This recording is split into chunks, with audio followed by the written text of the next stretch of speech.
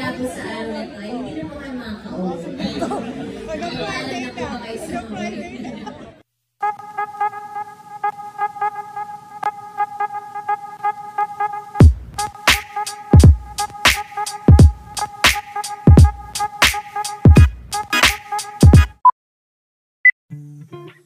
Matapos pag-usapan ang napakagandang performance nila Mr. Kuis Vong Navarro kanina, ay talagang nagsimula na ngang maghanda ang mga Showtime host para sa kani-kanilang mga performance.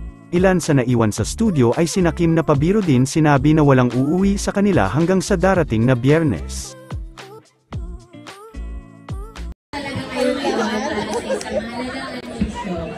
Simula po sa araw na ito, hindi na po kayo makakausap. Nag-Friday na.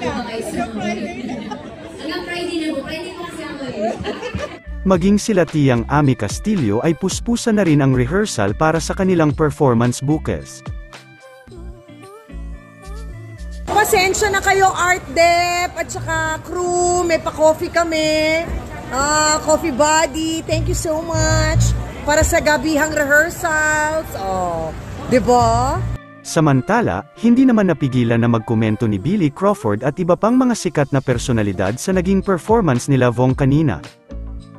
Congrats mga champs, ang galing ninyong tatlo kanina. Napakahusay, nakakaiyak mga quiz. Grabe Kuya Vong, galing nyo sobra, naiyak ako nakita ko mga idol sa comedy, 100%. Maging ang mga Showtime host na sila Tiyang Ami ay napakomento din sa kanila.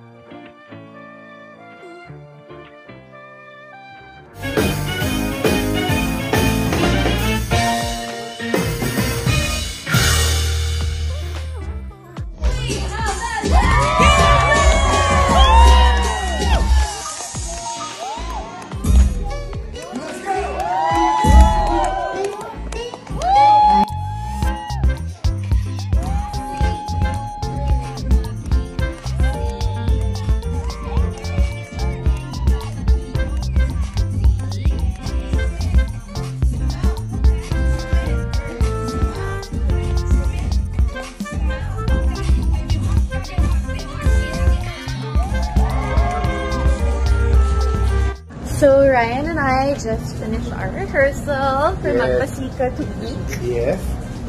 Let's check out what the other groups are doing.